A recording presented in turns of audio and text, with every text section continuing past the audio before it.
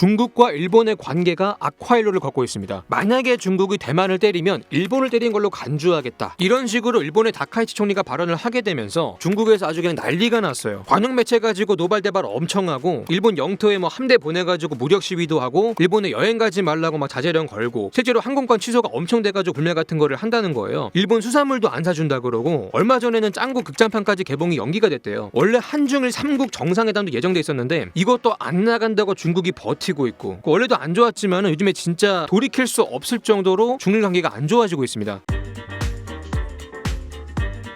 근데 중국과 일본이 제대로 붙기 시작한 게 조선에 대한 권리를 두고 붙은 거라서, 한국 근대사 얘기를 잠깐 해보면은 19세기 말에 일본은 조선을 먹고 싶었어요. 근데 조선은 당시에 청나라 영향권 안에 있었죠. 두들겨 패가지고 쫓아내긴 힘들고, 조선의 친일 정권을 세워서 청을 몰아내겠다고 조선 안에서 뜻이 맞는 인재를 찾습니다. 당시 MZ 엘리트였던 김옥균과 아이들한테 쿠데타 한번 해봐라, 일본이 도와주겠다 한 거죠. 그렇게 발생한 게 그 유명한 갑신정변인데, 당시에 청은 프랑스 전쟁을 하고 있어가지고 일본 나름대로 빈집털이를 시도를 한 거예요. 근데 남아있던 청의 병력이 생각보다 빡세게 나옵니다. 일본군보다 숫자도 많았고, 그래서 일본군이 김옥균과 아이들을 버리고 튑니다. 쿠데타가 3일 천하로 끝났죠. 그 뒤로 청이랑 일본이 휴전조약 같은 걸 맺는데, 이게 텐진조약이에요. 당시 청나라는 프랑스랑 싸우느라 정신이 없어가지고 대충 그냥 마무리 짓고 빨리 끝내고 싶었고, 덕분에 의외로 일본한테 나쁘지 않은 조약을 맺습니다. 그 내용을 보면은 조선에서 반란이 터져서 지원군을 보낼 때 서로한테 알려주자, 혼자 군대 집어넣고 독점하지 말고, 그리고 반란 끝나면 둘 다 시원하게 철수를 하자, 남아서 미련 갖고 막 그러지 말고, 대충 이런 약속을 했는데, 나중에 이게 일본한테 유리하게 작용을 합니다. 그 뒤로 한 10년이 지나고요, 일본은 청나라 해군을 잡을 군함을 만든다고 관리들이 봉급의 10%를 반납을 합니다. 완전히 그냥 전쟁광 새끼들이었죠. 그러다 기회가 온 게 조선에서 동학 농민운동이 터져요. 조선의 조정은 청나라 지원군을 요청했고, 청나라 군대가 왔죠. 또 텐진 조약에 따라 일본군도 딸려 들어왔고요. 농민군은 좀 놀랐어요. 외세가 개입하네? 나라 먹히는 거 아니야? 싸움 길어질 것 같은데, 지금 모내기 안 하면 올겨울에 굶어 죽을 것 같은데, 이거 조정하고 싸울 때가 아니다, 그러니까 하면서 휴전을 맺습니다. 변란이 끝났죠. 그럼 외국 군대는 발을 빼야겠죠. 텐진 조약에 그렇게 써있으니까. 근데 일본이 안 나갑니다. 그리고 뭐 이상한 소리래요. 조선의 조정이 썩었기 때문에 이런 밀란이 생겼다, 우리 일본이 남아서 개혁을 도와주겠다 하면서 경복궁을 먹고 친일 내각을 세우고 국가 시스템을 강제로 뜯어 고칩니다. 일본이랑 호환이 잘 되게, 써먹기 좋게. 이게 바로 그 유명한 가보개혁이고요. 조정을 접수했으니까 청을 쫓아내야 되겠죠. 근데 명분 없이 싸우면 이게 국제사회에서 왕따를 당하니까 말을 억지로 만듭니다. 야, 조선이 독립하고 싶다고 청나라 너네 꺼지라는데? 우리 보고 좀 도와달라는데? 하면서 청나라 군대를 공격을 했어요. 선전포고 없이 기습으로. 이게 청일전쟁의 시작이었습니다. 청군의 지원 병력이랑 수송선을 격침해가지고 보급로부터 끊고 조선에 남아있던 육군을 소탕하면서 조선에서 청을 몰아내고 조선을 장악하는 데 성공을 합니다. 청나라로 가는 거점이 확보가 된 거죠.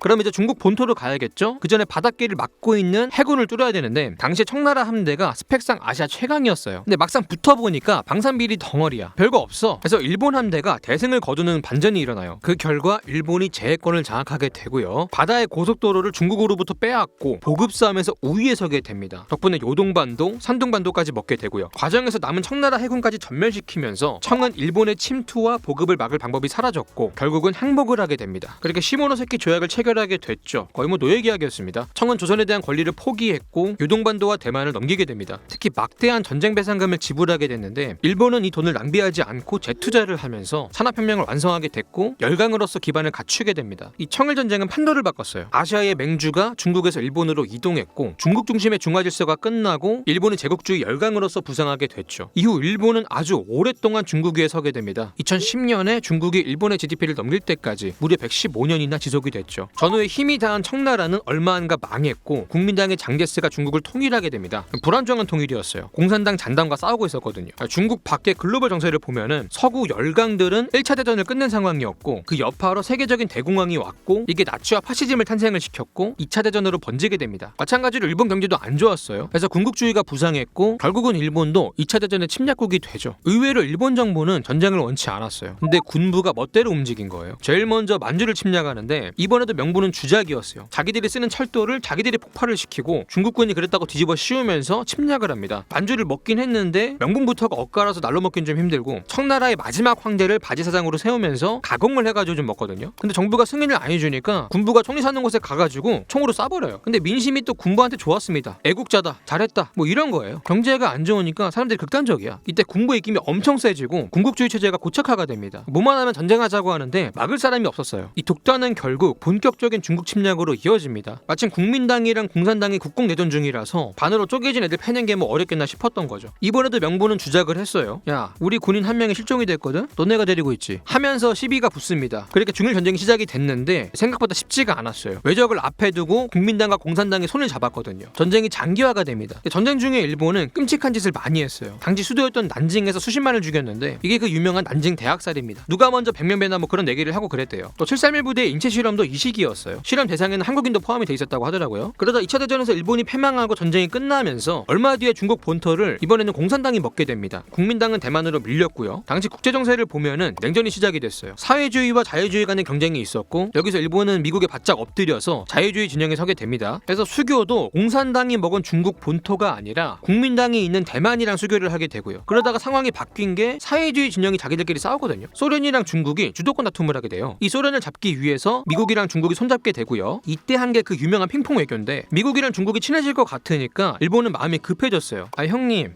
때문에 중국 시장에 손 안 대고 있고 대만 저 학고들이랑 인친 맺고 살고 있는데 형님만 메가 인플루엔자랑 조목질 하시면 되는 거예요? 저 큰 시장을 혼자 다 드시게? 하면서 급하게 총리가 중국으로 갑니다. 중국이랑 화해도 하고 거래도 하는데 원래 중국은 일본한테 받을 전쟁 배상금이 있었어요. 근데 이거를 포기합니다. 대신에 일본은 대만이랑 단교하고 중국과 수교를 하면서 중국을 유일한 합법정부로 인정했고 따로 과거사에 대한 화해까지 했거든요. 중국은 앙금이 클 텐데 어째서 배상금까지 포기하면서 수교를 했을까? 사과받고 인정받는 게 그렇게 중요한가 싶은데 당시에 중국은요 국내에서는 대만, 국외에서는 소련이랑 주도권 다툼을 하고 있었어요. 여기서 우위에 서려면은 주변국의 지지가 필요했습니다. 경제적으로 봐도 배상금 몇 푼 받는 것보다 투자 받고 인프라 깔고 기술 이전 받는 게 장기적으로 이득이라고 판단을 했고요. 결국은 양국의 니즈가 맞았기 때문에 한 30년은 사이좋게 지낼 수 있었어요. 물론 속감정까지 좋을 순 없으니까 이 필요가 사라지면은 언제든 아구창에 발차기 날릴 수 있는 그런 사이였던 거죠.